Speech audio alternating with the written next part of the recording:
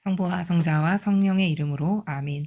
예수님과 어머니 하나 되신 성심을 통해 아버지 뜻 안에서 기도드립니다. 사랑하는 하느님 아버지, 저희가 듣겠습니다. 저희들의 영혼을 활짝 열어주시어 아버지께서 가르쳐 주시고자 하시는 이 진리의 그 영적인 본질의 나라를 잘 알아듣고 또 아버지께서 가르쳐 주시는 이 정신세계가 저희들의 근본이 되는 근간이 되는 사고방식이 될 수 있도록 축복하여 주시옵소서. 이 모든 기도 우리 주 예수 그리스도의 이름으로 기도드리나이다. 아멘. 성부와 성자와 성령의 이름으로 아멘.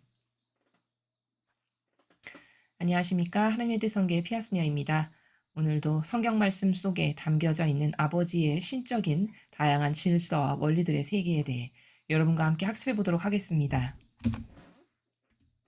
2021년 8월 17일 연중제 20주간 화요일입니다. 제1독서 판관기 6장 11절에서 24절까지의 말씀입니다. 그 무렵 주님의 천사가 아비에제르 사람 요아스의 땅 오프라에 있는 향염나무 아래에 와서 앉았다. 그때 요아스의 아들 기드온은 미디안족의 눈을 피해 밀을 감추어 두려고 포도학에서 밀 이삭을 떨고 있었다. 주님의 천사가 그에게 나타나서 힘센 용사야, 주님께서 너와 함께 계시다 하고 말하였다. 그러자 기드온이 천사에게 물었다. 날이 외람된 말씀입니다만 주님께서 저희와 함께 계시다면 어째서 저희가 이 모든 일을 겪고 있단 말입니까? 저희 조상들이 주님께서 우리를 이집트에서 데리고 올라오지 않으셨더냐 하며 이야기한 주님의 그 놀라운 일들은 다 어디 있습니까? 지금은 주님께서 저희를 버리셨습니다. 저희를 미디안의 손아귀에 넘겨버리셨습니다. 주님께서 기드온에게 돌아서서 말씀하셨다. 너의 그 힘을 지니고 가서 이스라엘을 미디안족의 손아귀에서 구원하여라. 바로 내가 너를 보낸다. 그러자 기드온이 말하였다. 날이 외람된 말씀입니다만 제가 어떻게 이스라엘을 구원할 수 있단 말입니까? 보십시오. 저의 시족은 므낫세 지파에서 가장 약합니다.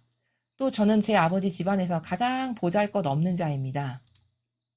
그러나 주님께서는 내가 정녕 너와 함께 있겠다. 그리하여 너는 마치 한 사람을 치듯 미디안족을 칠 것이다 하고 말씀하셨다. 그러자 기드온이 또 말하였다. 참으로 저에게 호의를 베풀어 주신다면 저와 이 말씀을 하시는 분이 주님이시라는 표징을 보여주십시오. 제가 예물을 꺼내다가 주님 앞에 놓을 터이니 제가 올 때까지 이곳을 떠나지 마십시오. 이에 주님께서 네가 돌아올 때까지 그대로 머물러 있겠다 하고 대답하셨다. 기드온은 가서 새끼 염소 한 마리를 잡고 밀가루 한 에파로 누룩없는 빵을 만들었다.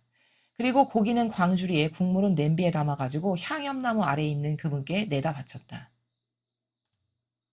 그러자 하느님의 천사가 그에게 말하였다. 고기와 누룩없는 빵을 가져다가 이 바위 위에 놓고 국물을 그 위에 부어라. 기드온이 그렇게 하였더니 주님의 천사가 손에 든 지팡이를 내밀어 그 끝을 고기와 누룩없는 빵에 대었다. 그러자 그 큰 돌에서 불이 나와 고기와 누룩없는 빵을 삼켜버렸다. 그리고 주님의 천사는 그의 눈에서 사라졌다. 그제야 기드온은 그가 주님의 천사였다는 것을 알고 말하였다. 아, 주 하느님, 제가 이렇게 얼굴을 맞대고 주님의 천사를 배웠군요. 그래서 주님께서 그에게 안심하여라, 두려워하지 마라, 너는 죽지 않는다 하고 말씀하셨다. 그래서 기드온은 그곳에 주님을 위하여 제단을 쌓고 그 이름을 주님은 평화라고 하였다. 주님의 말씀입니다. 하느님 감사합니다. 자, 우리가 지금 판관기를 계속 학습을 하고 있습니다. 오늘은 6장의 내용인데요. 이제 또 오늘은 그 기드온이라는 사람을 하느님 아버지께서 선택하셔가지고 이 사람을 이스라엘의 새로운 판관으로서 이 사람을 통해서 어려움에 처해 있는 이스라엘을 구하시기 위한 계획을 아버지께서 세우시고 천사의 모습으로 나타나셔가지고 말씀을 하시는 그런 내용을 여러분이 함께 보셨습니다. 자, 여기 보니까요. 왜 기드온이 뽑혔을까? 라고 하는 첫 번째 궁금증에서 답을 어디서 찾을 수 있냐? 12절에 이렇게 말씀하시죠. 주님의 천사가 힘센 용사야 이렇게 말씀하셨습니다. 그러니까 용사다라고 하는 단어는 일단 강한 사람이죠. 강하고 용맹한. 근본의 근성이 강하고 용맹하고 정의가 센 이런 사람을 우리는 용사다 이렇게 말하죠. 그러니까 역시 하느님께서는 어떤 속성을 지닌 사람을 하느님의 일꾼으로 친히 뽑아서 쓰시냐면 이렇게 강하고 정의가 살아있고 용감한, 용맹한 이런 영혼을 하느님이 선택하셔서 주님의 일꾼으로 쓰신다는 공통점을 또 여기서도 발견할 수 있습니다. 기드온이 남하고 다르게 아주 용감하고 용맹했던 사람이었던 것을 여기서 볼 수 있죠. 힘센 용사라고 하는 요 문장에서. 그리고 이 속성 때문에 아버지께서 뽑으셨구나를 또한 볼 수 있어요. 물론 다른 많은 훌륭한 속성도 있었겠지만. 그래서 이 용맹하다라는 건 어느 만큼 중요한 거냐면 다윗을 아버지께서 선택하실 때도 그 16살 나이에 돌멩이 5개 가지고 골리앗에게 덤벼드는 다윗을 보세요. 그거 그냥 이렇게 성경에 글씨로 쓰여 있으니까 그렇구나 이렇게 생각할 수 있겠지만 그게 사실적으로 내 눈앞에 지금 펼쳐져 있는 일이다. 나의 몇 척이나 되는 장신의 몸이 막 거구 이런 장수가 와가지고 야 덤벼 너 웃기게 생겼구나 이런 나라에서 장수가 와서 나에게 위협한다면 그거 위협 안 느낄 사람 많지 않을 겁니다. 근데 다윗은 그렇지 않았어요. 오히려 갑옷 입고 가라고 사울이 주니까 아우 이거 거추장스러워가지고 이거 나는 주님의 이름으로 나가는데 이거 필요 없다고 이렇게 이야기하죠. 그 정도로 용맹하고 용감하고 두려움이 없고 인간적으로 말하면 겁이 없을 만큼 그리고 그것은 곧 정의가 살아있다라는 표징이고 이런 사람을 이런 속성을 하느님은 반기시고 좋아하시고 그런 사람들을 주님 일꾼으로 쓰십니다. 여기 기드온도 똑같음을 우리가 확인할 수 있죠. 자 그리고 또 괄목할 만한 게 뭐냐면 여기 지금 기드온이 천사가 와가지고 주님께서 너와 함께 계시다 이렇게 인사를 하니까 기드온이 뭐라고 이야기를 하냐면 이렇게 이야기를 해요. 날이 외람된 말씀인데 주님이 저희와 함께 계시다면 어째서 우리나라는 이렇게 맨날 의도 터지고 맞고 죽기 일보 직전이고 맨날 이렇게 전쟁 나서 지고 왜 이런 일을 우리가 겪어야 된다는 말입니까? 주님이 우리랑 계시다면. 제가 전에 듣기로 조상님께서 이집트에서 데리고 올라오신 분이 하느님이시라고 하시던데 이런 말이죠. 그렇죠? 그렇게 놀라운 기적과 표징과 이적을 펼쳐주셨던 주님은 지금 어디 계십니까? 제가 보기엔 지금은 우리를 버리셨습니다. 이렇게 이야기를 해요. 자, 이 13절을 통해서 우리가 발견할 수 있는 건 뭘까요? 아무리 하느님이 이스라엘을 사랑하셔도 수억만 가지의 보물과 보석과 값진 것과 뭐 온갖 은총을 쏟아부어 주시고 싶으셔도 지금 이러한 상태인 것이 하느님의 탓입니까? 그게 아니죠. 이거 순전히 이스라엘 탓이잖아요. 반향을 똑바로 하지 못한. 그러니까 인간의 의지는 천하무적임을 13절에서 볼 수 있는 거예요. 인간의 의지는 진짜 천하무적이에요. 하느님도 그걸 물론 다 꺾어버리고 엎으실 수 있으시지만 자유의지를 하느님도 안 하시고요. 마음대로 마귀도 함부로 못하는 그러한 인간의 자유의지는 천하무적임을 13절에서 알 수 있습니다. 이제 기도는 그 원리를 모르니까 아니 하느님께서 그렇게 우리 민족을 사랑하고 자비를 베푸셨다는데 지금은 망한 나라 같다라고 이야기를 하는 거죠. 그러니까 이제 천사가 그러니까 너의 그 강한 힘으로 너의 그 용맹함으로 이제 이스라엘이 미디안족의 손아귀에서 구원되게 할 테니까 내가 너를 파견하려고 그러려고 왔다 이렇게 이야기를 해요. 그랬더니 기드온이 또 외람된 말씀입니다만 제가 어떻게 이스라엘을 구원할 수 있단 말입니까? 인간적 관점으로 생각을 했겠죠. 그렇죠? 인간적 관점으로는 불가능한 거죠. 왜 불가능하냐면은 여기 이렇게 본인이 이야기하잖아요. 므낫세 지파에서 가장 약하대요. 이 기드온의 씨족이. 게다가 이 지파도 가장 약한 지파인데 기드온이라는 이 사람도 가장 별 볼 일 없고 보잘것없는 사람 봤을 때 아무것도 아닌 이런 사람이었던 거죠. 근데 이런 사람을 뽑으시더라는 거예요. 하느님께서. 여러분 천상의 책을 보면은 루이사 피카레타가 그 여인의 가녀린 몸으로 게다가 아무것도 할 수 없어서 그냥 빳빳하게 몸이 굳어서 돌덩이처럼 막 몇 시간씩 누워있기도 하고 그 정도로 사람 눈으로 봤을 때 진짜 많이 아프신 사지 육신이 아무것도 할 수 없는 정말 너무나도 가련한 처지구나. 저런 사람이 무슨 일을 할 수 있담? 이렇게 생각하기 딱 좋아요. 그쵸? 사람 눈으로 봤을 때는 마치 실패하고 패배한 사람인 것으로 보이길 할 정도로까지. 근데 그런 사람을 선택하시죠. 아버지께서는. 그럼 15절을 통해서 또 천상의 책의 루이사 피카레타나 다른 구약이나 신약의 많은 하느님께서 선택하신 그 일꾼들의 케이스를 보면은 아브라함도 가장 작은 부족이라고도 할 수도 없어요. 아버지하고 아브라함과 아버지 테라와 아브라함과 그 몇 명 가족 식솔들 그게 전부예요. 근데 그 아브라함을 선택하시죠. 왜 그럴까요? 왜 이렇게 사람 눈으로 봤을 때 보잘것없고 저기 뭐가 있겠어? 이런 데서 왜 아버지께서는 항상 역사를 일으키실까요? 그래야 완고한 인간이 믿으니까요. 그렇게 진짜 별 볼 일 없고 저기는 아무것도 없을 거야 라는 데에서 아버지 영광이 드러나야 아버지는 사람의 힘으로 도저히 불가능한 곳에서 저런 위대한 기적과 이적을 일으키시는 우리의 위대하신 아버지시구나. 그때 가서야 이렇게 좀 믿을 거니까 인간의 그런 속성을 그 완고하고 완악하고 그 악한 속성을 아시고 가장 보잘것없는 영혼 또 보잘것없는 지파 가장 작은 곳 이런 데서 다 아버지의 역사를 일으키시는 건 그래서라는 거예요. 그래야만 그나마 좀 인간이 믿는다는 거죠. 만약에 훌륭하고 남이 봤을 때 다 있어 보이고 그럴듯한 이런 데서 하느님의 역사가 일어나면 인간은 어떻게 할 것 같으세요? 그거 다 자기 공으로 돌립니다. 내가 잘나서 내가 똑똑해서 내가 하버드 나와서 내가 무슨 데 나와서 내가 집안이 좋아서 돈 많아서 이렇게 다 자기 공으로 돌릴 거라는 거죠. 그리고 그것을 목격하는 증인마저도 그래 그럴 만하다. 저 사람 위대하구나 훌륭하구나. 저 사람이 저렇게 훌륭해서 잘 된 거지.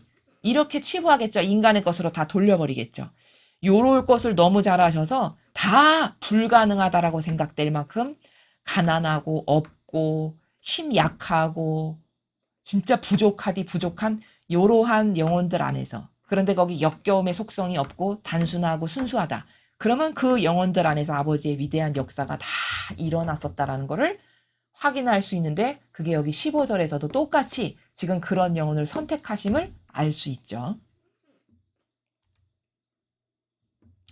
그러나 주님께서는 내가 정녕 너와 함께 있겠다. 그래서 너는 마치 한 사람을 치듯 위대한 족을 칠 거다. 이렇게 또 격려를 하시고 계획을 말씀하세요. 그러니까 이제 기드온이 어떻게 화답을 하는지를 보십시오. 참으로 저에게 호의를 베풀어 주신다면 저와 이 말씀을 하시는 분이 주님이시라는 표징을 보여주십시오. 제가 예물을 꺼내다가 주님 앞에 놓을 터이니 제가 올 때까지 이곳을 떠나지 마십시오. 이렇게 이야기를 해요. 아, 진짜 주님의 전령이시면은, 진짜 하느님이시면은, 제가 하느님을 위한 예물을 좀 바치고 싶습니다. 그러니까 가지 말고 기다려주세요. 이런 말이죠. 그러니까 이제 화답을 하시기를, 그럼 네가 돌아올 때까지 그대로 있겠다. 이렇게 대답을 하셨어요. 그러니까 기돈이 얼른 가서 염소 한 마리 잡고 밀가루 에파로 누룩 없는 빵 만들고 막 이렇게 준비를 해가지고 국물 또 고기는 광주리에 담고 이렇게 해서 바리바리 다 자기가 준비해가지고 가지고 왔어요. 그랬더니 하나님의 천사가 어떻게 하거라 지시를 했고 지시한 대로 딱 놨더니 그 천사가 손에 든 지팡이를 내밀어가지고 고기가 누룩 없는 빵에 대니까 어떻게 됐다라고 나옵니까? 오, 불이 나와가지고 빵을 삼켜버렸어요. 그리고 주님의 천사는 사라졌어요. 아, 내가 하느님이다라는 걸 지금 입증하고 보여주시는 거죠? 자기 눈으로 확인을 했습니다. 그러니까 기도니 제가 이렇게 얼굴을 맞대고 주님의 천사를 뵙다니 이런 말을 하는 거죠. 그러니까 주님께서 안심하거라. 두려워하지 마라. 너는 죽지 않는다. 이렇게 안심을 하게끔 해주시고 그래서 기도는 자신이 주님을 만났던 그곳에다가 제단을 이렇게 쌓고 이름을 짓기를 주님은 평화라는 이름으로 이렇게 지었다는 것을 지금 보셨습니다. 자, 이 기드온이 지금 판관으로 선택된 이 내용을 보면은 지금 기드온에게 피앗이 주어지는 순간이죠. 다시 말하면 그쵸? 하느님의 피앗이 주어졌는데 그 피앗에 기드온이 어떻게 화답했냐면 하느님이시면 가시지 말고 기다려주세요. 제가 꼭 예물을 바치고 싶습니다. 해서 예물을 바쳤고 그 예물을 받으셨다라는 표징으로 불을 확 지피게 하셔가지고 입증의 증거를 딱 주시는. 그래서 이제 아버지께서 주님의 천사를 통해서 나에게 피앗을 주셨구나 하고 받아들이는 이러한 내용을 보신 거거든요. 우리는 만약에 우리에게도 이렇게 아버지의 피앗이 주어진다면 어떻게 반향할 건가? 이걸 한번 생각해 보아야 한다는 것이죠. 성모님처럼 반향할 수도 있고 기도원처럼 반향할 수도 있고 또 어떤 피앗은 반향이 형편없어가지고 망할 수도 있고 다양한 인간의 자유의지에 따라 다양한 반향이 있을 수 있죠. 나는 아버지의 뜻이 나에게 무엇인가를 이렇게 넌지시 제시하셨을 때 과연 어떤 피앗으로 답변을 드릴 수 있을까? 어떤 피앗으로 화답을 드릴 수 있을까? 이런 것을 한번 곰곰이 생각해 보아야 하겠습니다. 자, 계속해서 오늘 주신 복음 말씀 함께 보시겠습니다. 마태오복음 19장 23절에서 30절까지 말씀입니다. 주님 영광 받으소서. 그때 예수님께서 제자들에게 말씀하셨다. 내가 진실로 너희에게 말한다. 부자는 하늘나라에 들어가기가 어려울 것이다. 내가 다시 너희에게 말한다. 부자가 하느님 나라에 들어가는 것보다 낙타가 바늘구멍으로 빠져나가는 것이 더 쉽다. 제자들이 이 말씀을 듣고 몹시 놀라서 그렇다면 누가 구원받을 수 있는가 하고 말하였다. 예수님께서는 그들을 눈여겨보며 이르셨다. 사람에게는 그것이 불가능하지만 하느님께는 모든 것이 가능하다. 그때 베드로가 그 말씀을 받아 예수님께 물었다. 보시다시피 저희는 모든 것을 버리고 스승님을 따랐습니다. 그러니 저희는 무엇을 받겠습니까? 예수님께서 말씀하셨다. 내가 진실로 너희에게 말한다. 사람의 아들이 영광스러운 자기 옥자에 앉게 되는 새 세상이 오면 나를 따른 너희도 12옥자에 앉아 이스라엘의 12지파를 심판할 것이다. 그리고 내 이름 때문에 집이나 형제나 자매, 아버지나 어머니, 자녀나 토지를 버린 사람은 모두 100배로 받을 것이고 영원한 생명도 받을 것이다. 그런데 첫째가 꼴찌되고 꼴찌가 첫째되는 이들이 많을 것이다. 주님의 말씀입니다. 그리스도님 찬미합니다. 오늘 이 마테오 복음 말씀의 핵심은 어디에 있는 거냐면 여기 30절에 첫째가 꼴찌되고 꼴찌가 첫째되는 이들이 많을 것이다. 이게 핵심 문장입니다. 여러분. 자, 그러면 이 말씀을 왜 하셨는지 이제 앞에부터 차근차근히 보겠습니다. 예수님께서 제자들에게 말씀하시기를 부자는 하늘나라에 들어가기가 어려울 것이다. 이렇게 말씀을 하셨어요. 그러면 여기 이 부자는 어떤 부자인지 이제 잘 아시겠죠? 저희 강의를 여러 번 들으셨으면. 이 부자는 물질적 차원에서의 돈 많은 부자, 그 부자가 아니라 그럼 그 부자가 예외냐? 그 말도 아닙니다. 물론 그 부자도 여기 해당될 수 있어요. 근데 이 부자는 본질의 차원에서 봤을 때 어떤 부자냐? 자신의 뜻으로 살아가는 부자. 하느님 뜻은 다 치우고 내 뜻, 내 기준, 내 기호, 내 정서, 내 경향. 무조건 내 거. 내 것으로 다 내밀고 뭣도 행하고 판단도 하고 이렇게 내 뜻으로 가득 찬 부자. 그 부자는 하늘나라에 못 들어간다고 말씀하시는 거예요. 여기서 말씀하시는 거는.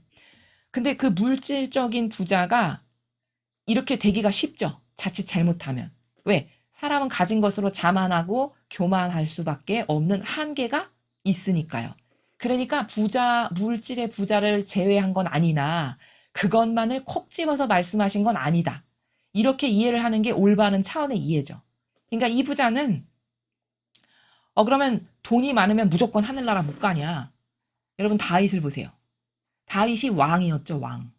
다윗만큼 축복받고 모든 것을 차고 넘치도록 풍요 가운데 누렸던 그 사람은 그 시대에 없었잖아요. 그렇죠? 그러면 그런 부자였는데 그럼 다윗이 어떻게 반향했는지를 한번 보세요. 부자고 왕이었지만 하느님께 진짜 충직했어요. 늘 하느님 뜻 안에서 그분을 먼저 늘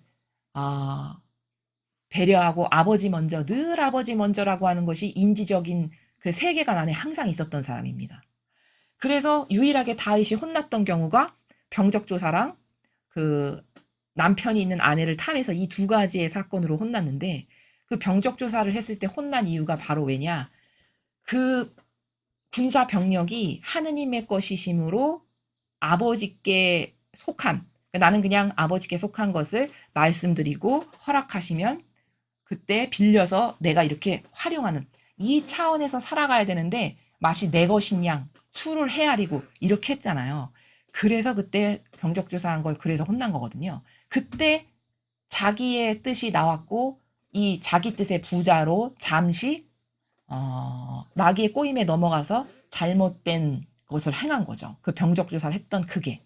그래서 그렇게 혼난 거였거든요.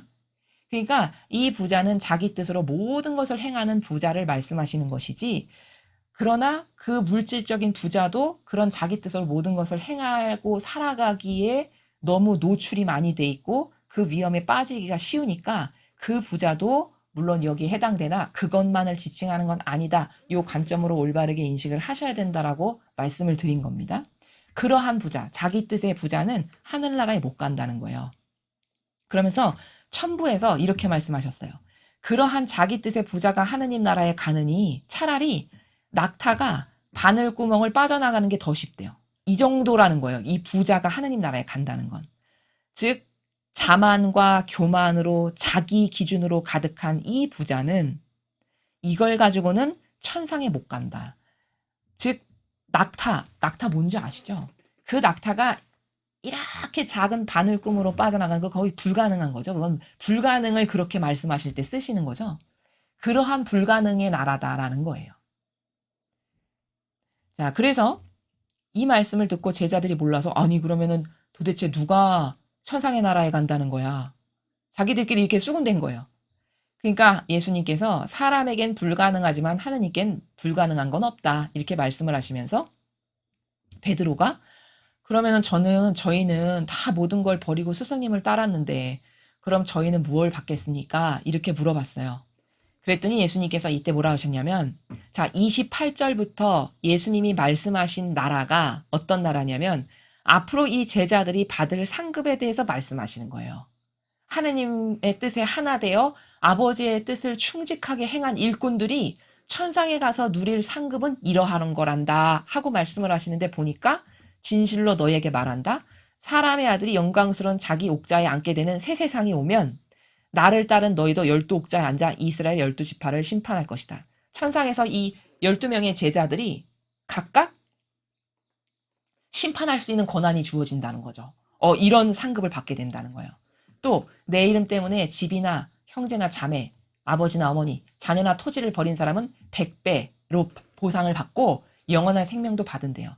29절의 나라는 뭐죠? 이게 다 하느님 때문에 박해받은 거죠. 다 아버지의 뜻을 이루기 위해서 내가 모든 희생과 고통을 수용하고 감수하고 받아들였던 그 고통의 무게만큼, 그 희생의 무게만큼, 아니 오히려 너는 그것의 희생의 무게에 100배를 받을 거다. 영원한 생명을 받는 건 너무 당연한 거고. 이렇게 말씀을 하세요. 이 정도예요. 이 12제자들이 천상의 나라에서 받을 상급이. 그런데 첫째가 꼴찌되고 꼴찌가 첫째 되는 이들이 많을 거다. 이렇게 말씀하셨거든요. 그러면 이렇게 제자들이 하나님의 뜻을 행해서 받을 상급이 28절부터 쭉 어마어마한데 그런데 첫째가 꼴찌도 되고 꼴찌가 첫째 될 수도 있다는 건 무슨 뜻이에요?